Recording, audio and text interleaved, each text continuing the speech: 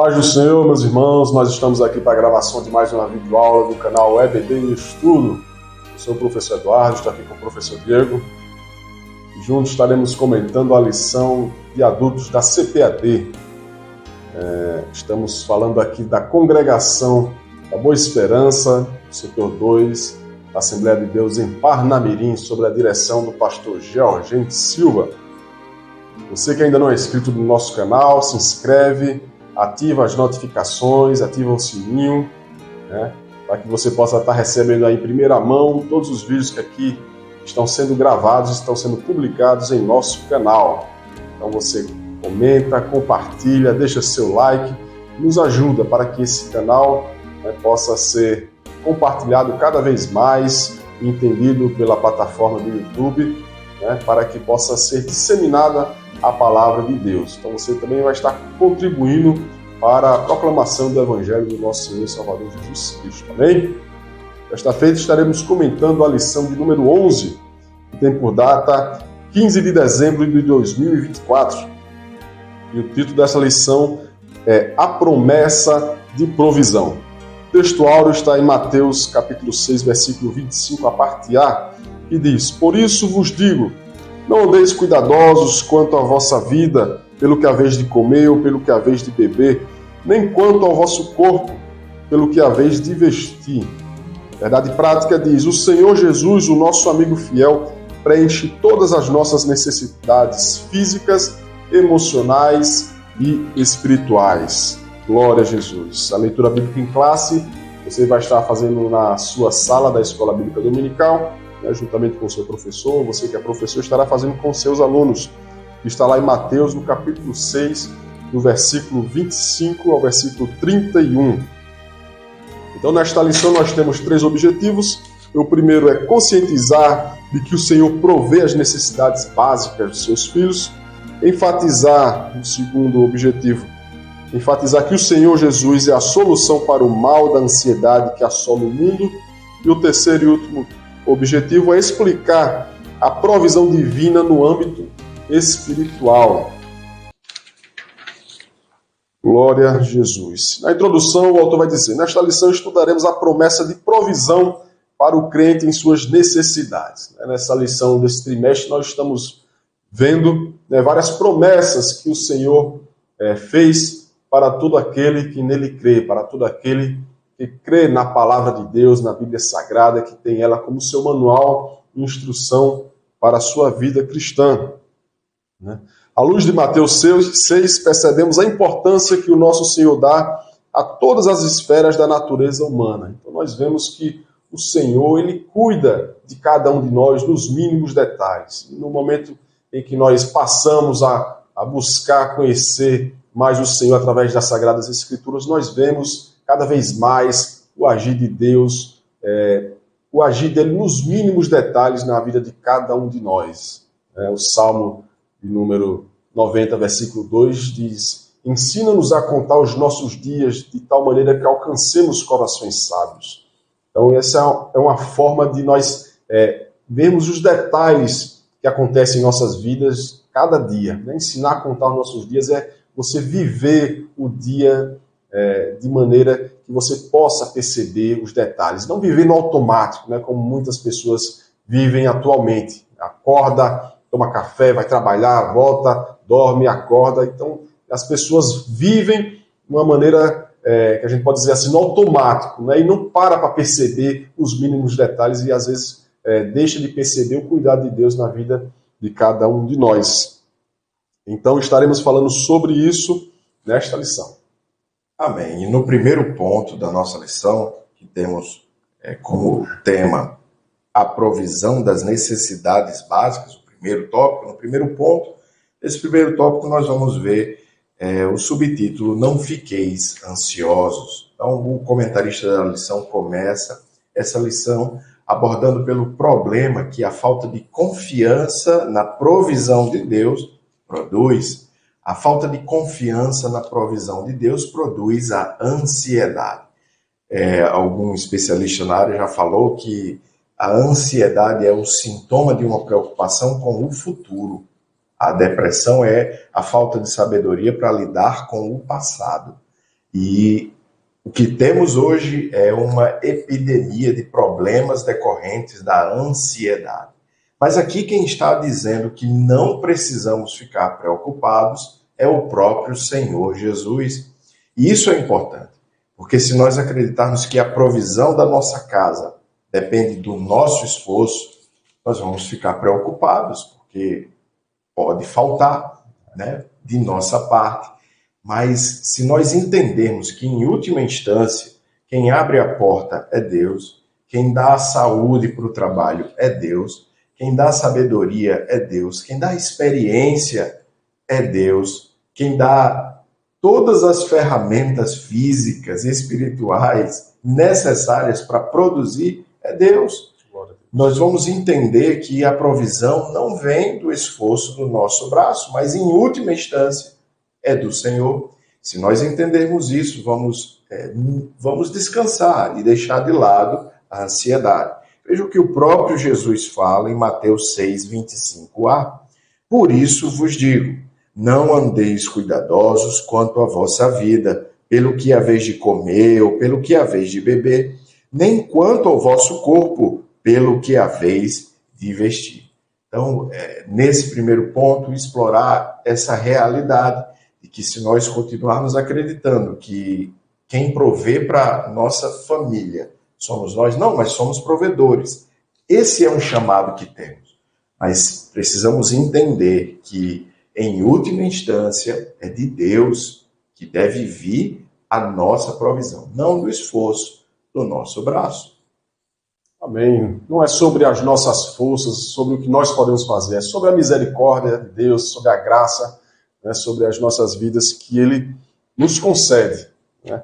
Então, é importante a gente ter esse pensamento de que Deus, Ele é o provedor das nossas necessidades, né?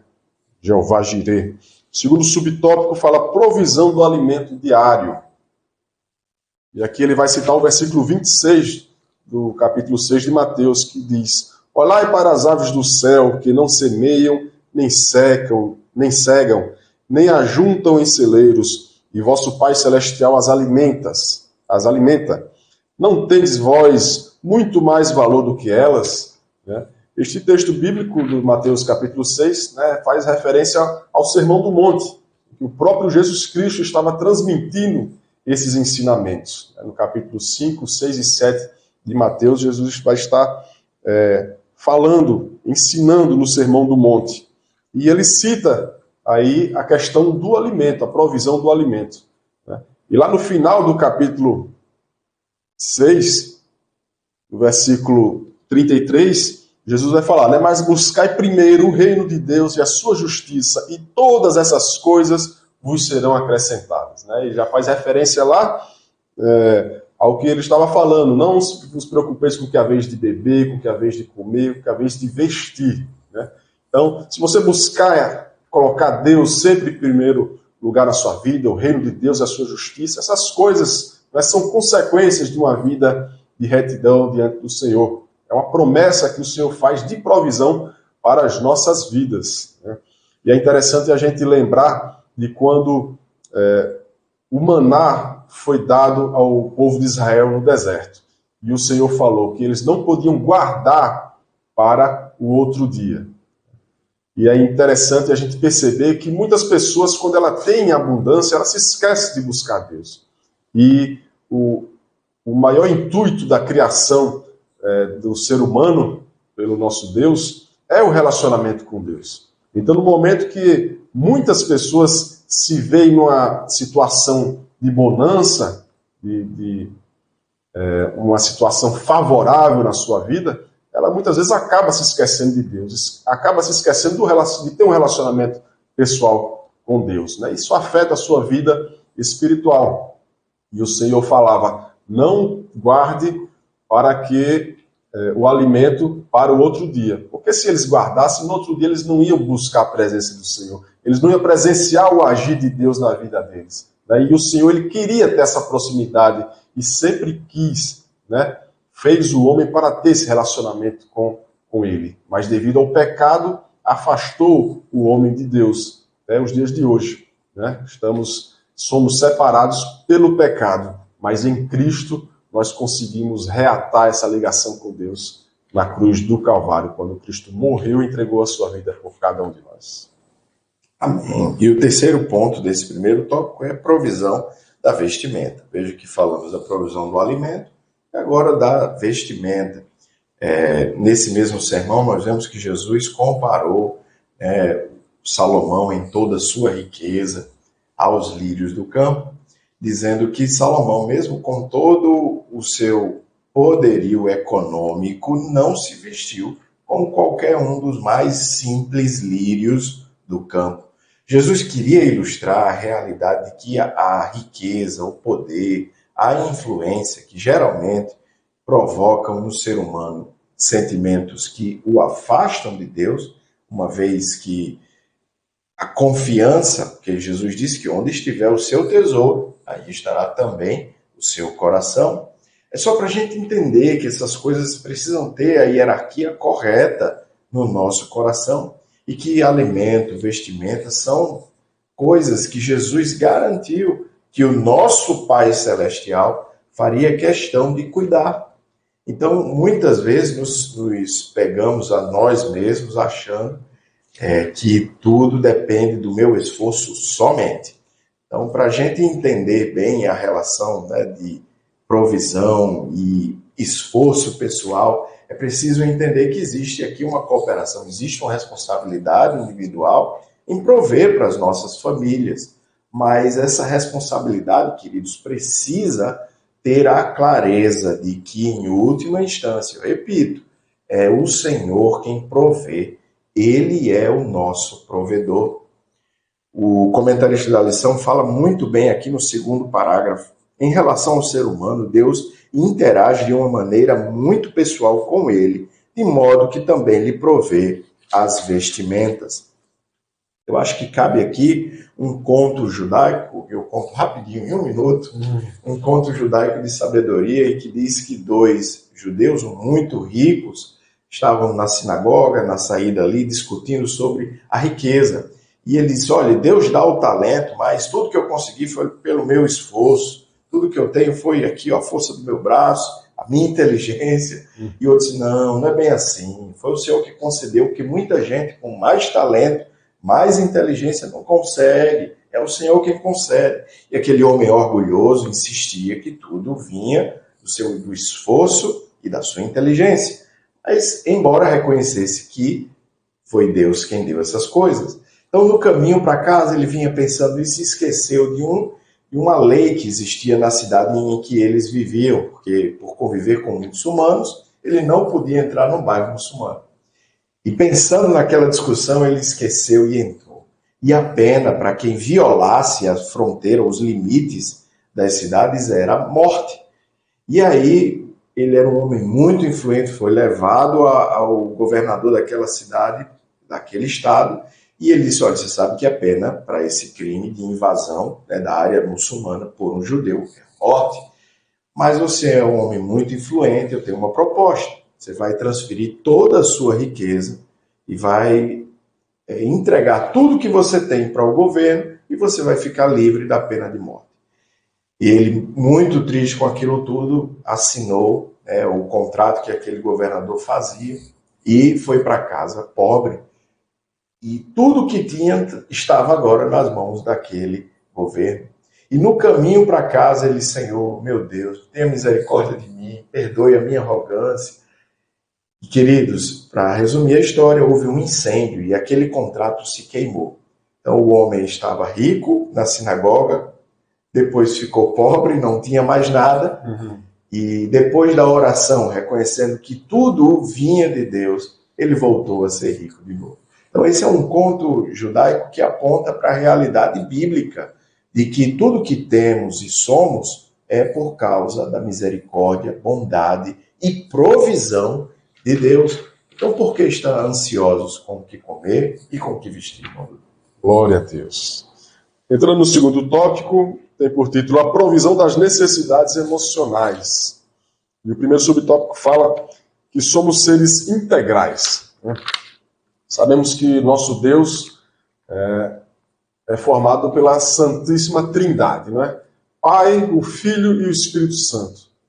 O Pai não é o Filho não é o Espírito e o Espírito não é o Pai.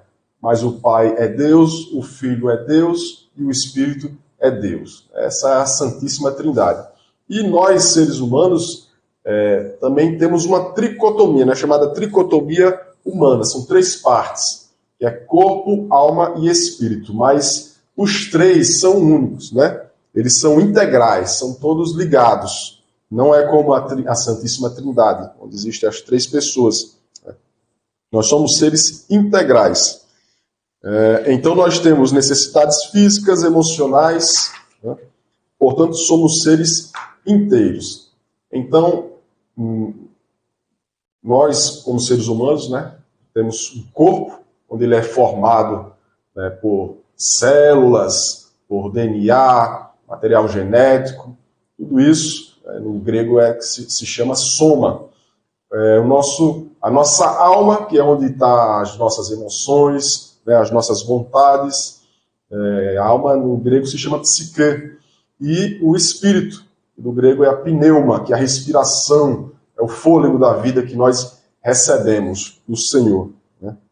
Então somos formados por essas 3 partes, corpo, alma e espírito. Assim como o nosso corpo ele precisa de alimento para ter forças, né, para podermos caminhar, podermos fazer atividades físicas. Se nós não nos alimentarmos, o nosso corpo ele enfraquece, né?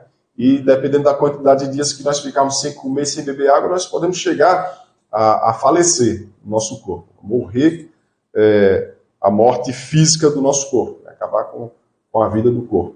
A nossa alma, da mesma forma, também ela precisa de alimento, mas não é alimento físico como o corpo precisa, mas alimento para a alma, alimento espiritual. E esse alimento nós encontramos na palavra de Deus, encontramos através do Espírito Santo de Deus que habita dentro de cada um de nós. E ele nos dá forças, né, para seguirmos a nossa caminhada cristã, a nossa caminhada espiritual.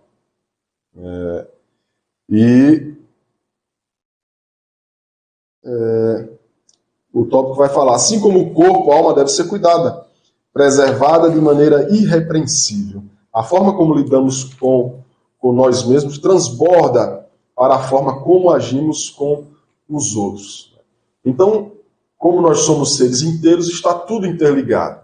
Por isso que existem doenças, que são chamadas doenças psicossomáticas, doenças da alma, podemos assim dizer. A depressão, que é o mal do século, a ansiedade, tudo isso vai refletir no nosso corpo. São doenças na mente, na nossa alma, mas que refletem no nosso corpo e acaba muitas vezes gerando outras doenças físicas, né, no nosso corpo. Uma doença que começa na mente, começa na cabeça, mas traz para o nosso corpo. Então nós devemos ter cuidado com a nossa vida, com o nosso corpo físico e também com o nosso corpo espiritual, a nossa alma e o nosso espírito.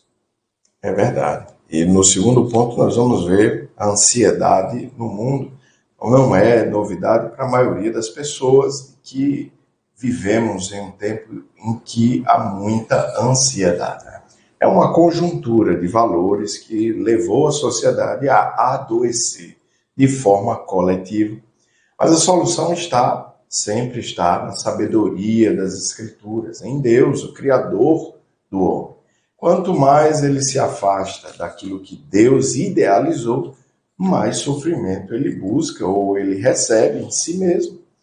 A ansiedade é um problema que atinge mais de 300 milhões de pessoas no mundo. E o Brasil é líder no ranking mundial dessa doença, com mais de 18 milhões de pessoas afetadas pela ansiedade, segundo a Organização Pan-Americana de Saúde.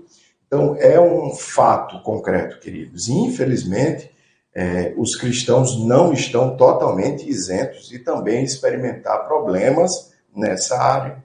Mas o que nós encontramos nas Escrituras é a orientação de que em Deus temos descanso para a nossa alma e que esse transtorno que afeta a sociedade muitas vezes é causado por causa de desejos que não deveriam estar no nosso coração. existe uma frase muito rica que diz que no mundo ocidental se criou uma cultura em que você perde a saúde para ganhar dinheiro e depois perde o dinheiro para tentar recuperar a saúde. E nesse meio tempo, a alma também vem sofrendo muito com esse ritmo, né, que muitas pessoas escolhem aderir. Mas as Escrituras têm uma versão de sabedoria para a nossa vida, em que Deus é quem cuida do nosso vestir, do nosso comer, do nosso dia a dia, das nossas necessidades. Quem aprende a descansar no cuidado do Senhor, sabendo que valemos muito mais do que passarinhos, e Ele certamente cuida de nós. Quem aprende a verdadeiramente descansar nesse cuidado, queridos, não deve ter problemas com ansiedade. Amém. E o terceiro subtópico fala a solução para a ansiedade. Irmãos, solução para os nossos problemas aqui na Terra, né, nos problemas espirituais, sempre vai ser Jesus Cristo. Jesus Cristo morreu na cruz por nós, e através dele nós tivemos acesso ao lugar santo dos santos. Né? No Antigo Testamento, para se chegar até a Deus, até a presença de Deus, era necessário ser um sumo sacerdote para poder entrar no lugar santíssimo, no lugar santo dos santos. Mas no momento em que Jesus Cristo morreu, esse véu que separava o lugar santo dos santos foi rasgado. E o Senhor ele nos deu acesso à presença de Deus. Né? Enviou o Espírito Santo Consolador para habitar em cada um de nós. O Espírito Santo é o nosso guia aqui na Terra, nosso orientador, ele que nos ajuda a sermos pessoas melhores. Né? Se somos boas pessoas hoje, é porque o Espírito Santo tem nos ensinado, tem nos orientado e nos guiado a sermos assim aqui na Terra. E lá em Gálatas capítulo 5, no versículo 22, vai falar sobre o fruto do Espírito que é produzido dentro de cada um daquele que aceita Jesus Cristo como Senhor e suficiente Salvador. E diz assim, mas o fruto do Espírito são 9 frutos, são 9 atributos desse fruto. Amor, gozo, paz, longanimidade, benignidade, bondade, fé, mansidão e temperança. Né? E aí a gente pode dividir esses 9 frutos em 3 grupos, e todos esses grupos sendo um tratamento para a nossa vida individual. E é uma mudança na vida daquele que tem o Espírito Santo dentro dele. O primeiro grupo, amor, gozo e paz. Isso aí vai tratar da nossa parte individual, né? A nossa vai tratar do nosso emocional, né? Nossa parte emocional, individual, amor, paz e amor, gozo e paz. A nossa parte emocional vai ser tratada pelo Espírito Santo de Deus. O segundo grupo, longanimidade, benignidade e bondade. Já vai tratar da nossa parte relacional com as pessoas. Né? Saber como tratar as pessoas, como agir com as pessoas, ser tardio em irar-se, ter bondade uns para com os outros. Então isso aí vai ser um tratamento da nossa parte relacional para com outras pessoas. Né? E os 3 últimos, a fé, a mansidão e a temperança, ou o domínio próprio. E aí vai ser um tratamento para o nosso caráter cristão. Né? Então aí a gente vai ver todo um tratamento do Espírito Santo na vida daquele que aceita Jesus Cristo como seu único suficiente Salvador. É uma verdadeira transformação. Né? O apóstolo Paulo vai falar que assim que os que estão em Cristo, nova criatura as coisas velhas se passaram, eis que tudo se fez novo. Então, ser cristão, andar segundo a palavra de Deus, é andar em novidade de vida. É ter a sua vida transformada dia após dia pelo Espírito Santo que habita dentro de cada um de nós, nos ajudando e nos guiando a sermos pessoas melhores aqui na Terra. Amém, glória a Deus. E chegamos assim no terceiro e último tópico da nossa lição, a provisão das necessidades espirituais. Você notar, a lição estruturou-se de forma que se falou das necessidades físicas, corpo, vestimenta, alimentação, necessidades da alma ou a questão da ansiedade. E agora o comentarista conclui a lição nesse terceiro e último tópico falando sobre necessidades espirituais.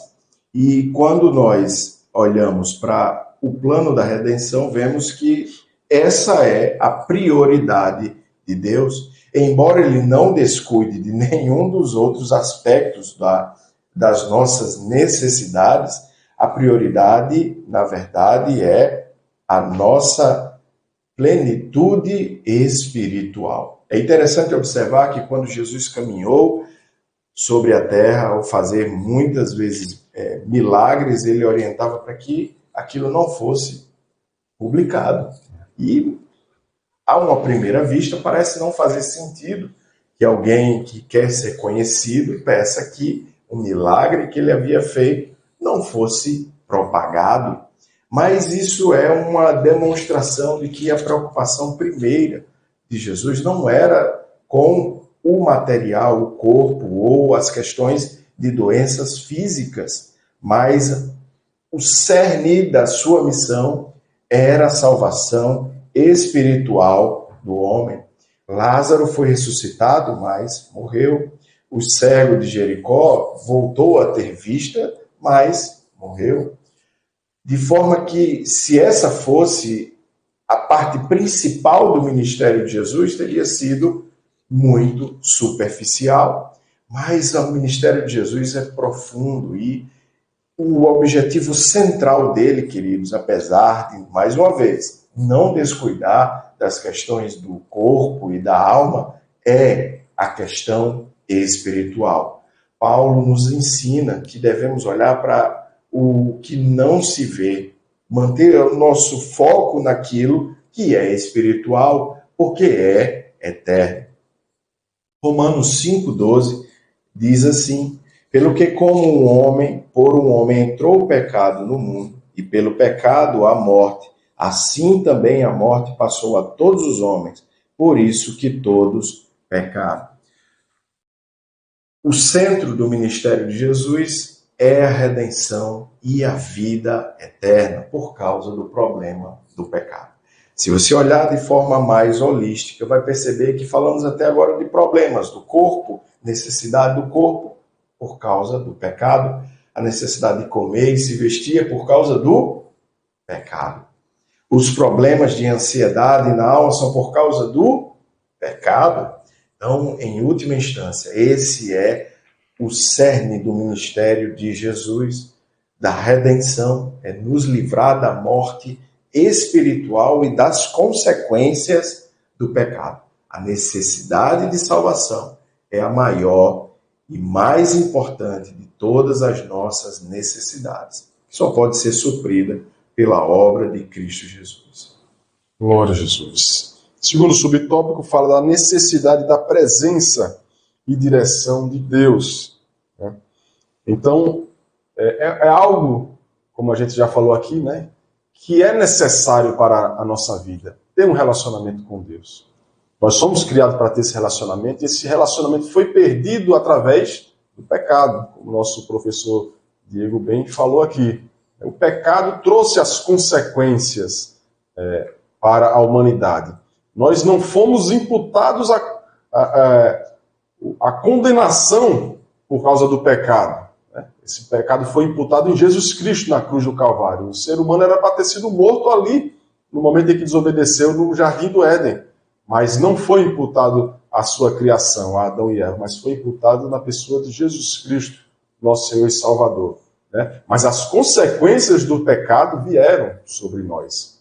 E estamos sobre ela até um dia que alcancemos a estatura de varão perfeito, quando estivermos na glória, não mais nesse corpo que é corruptível, que é carne, que está sujeito a pecar e a cair, mas estaremos num corpo transformado para a glória de Deus. Então nós temos essa necessidade da presença de Deus em nossas vidas. Quando nós estávamos outrora no mundo, nós não sabíamos o que era ter a presença de Deus. Se você, amigo ouvinte, aí está ouvindo esse vídeo, né, e você ainda não aceitou a Jesus Cristo como seu suficiente Salvador, eu tenho a certeza que você sente um vazio aí dentro de você. E esse vazio ele não pode ser preenchido com dinheiro, não pode ser preenchido com festas, com prazeres da carne. De forma alguma você vai conseguir preencher esse vazio, a não ser pela presença do Espírito Santo de Deus na sua vida. Somente através dele você consegue preencher esse vazio que você sente aí dentro do seu coração. Então é uma necessidade que nós temos para as nossas vidas. E no momento em que nós entendemos, que nós recebemos o Espírito Santo de Deus sobre as nossas vidas, ele passa a ser o nosso guia, o nosso orientador. Né? O apóstolo Paulo vai falar aos Romanos, no capítulo 8, no versículo 14. Porque todos os que são guiados pelo Espírito de Deus, esses são filhos de Deus. Então ele é o nosso guia, ele é o nosso orientador. Nós devemos sempre perguntar a Deus, ao Espírito Santo, qual é a vontade dele para as nossas vidas. Toda vez que vamos tomar uma atitude, tomar uma decisão, perguntar qual é a orientação do Espírito Santo para as nossas vidas, né? Porque a vontade dele é boa, perfeita e agradável para as nossas vidas. Os primeiros discípulos, os apóstolos, né, os primeiros cristãos, quando eles se reuniam, eles sempre colocavam o Espírito Santo à frente de suas decisões. A gente vai ver isso lá no Concílio de Jerusalém, vai ver quando eles vão decidir colocar mais um apóstolo no lugar de Judas, né? Eles vão falar, pareceu bem ao Espírito Santo e a nós. Né? Primeiramente ao Espírito Santo, depois a nós. Então a vontade de Deus ela é sempre em primeiro lugar nas nossas vidas. Amém. No terceiro ponto e último desse tópico, nós vamos ver necessitados do Espírito Santo.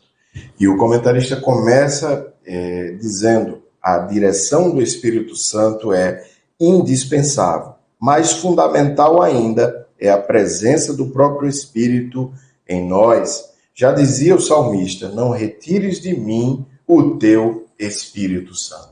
E ele escreve isso, queridos, porque quem experimenta viver sob a direção do Espírito Santo rejeita a sua própria vontade, rejeita qualquer outra direção. É só quem experimenta estar sob a direção do Espírito Santo que passa a rejeitar verdadeiramente a sua própria vontade. É uma escolha consciente. Você sabe que Deus sabe muito mais do que você, que a visão dele é muito mais elevada do que a sua sabedoria é muito mais elevada do que a sua.